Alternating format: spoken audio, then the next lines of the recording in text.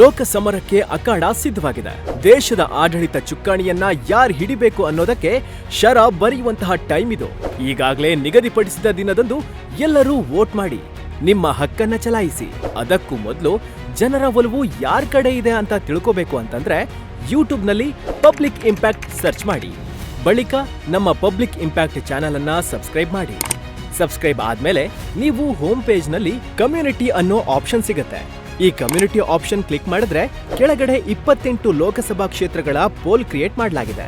ನೀವು ಈ 28 ಕ್ಷೇತ್ರಗಳಲ್ಲಿ ಯಾರು ಗೆಲ್ತಾರೆ, ಯಾರು ಸೋಲ್ತಾರೆ ಅನ್ನೋ ಅಭ್ಯರ್ಥಿಗಳ ಭವಿಷ್ಯವನ್ನ ಚುನಾವಣೆಗೆ ಮುನ್ನವೇ ಊಹಿಸಬಹುದು. ಇದು ನೇರವಾಗಿ ಜನರ ಭಾಗವಹಿಸುವಿಕೆಯಿಂದಲೇ ನಡೆಯುವಂತಹ ಪೋಲ್ ಆಗಿರೋದ್ರಿಂದ ಯಾವುದೇ ಹೈಡ್ ಅಂಡ್ ಸೀಕ್ ಇರೋದಿಲ್ಲ. ಇಲ್ಲಿ ಜನಶಕ್ತಿಯೇ ನಿರ್ಣಾಯಕ.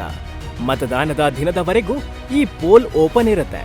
ಅದನ್ನ ಪ್ರತಿದಿನ ನ್ಯೂಸ್ ಅಪ್ಡೇಟ್ನಲ್ಲಿ ಪ್ರಸಾರ ಮಾಡ್ತೀವಿ.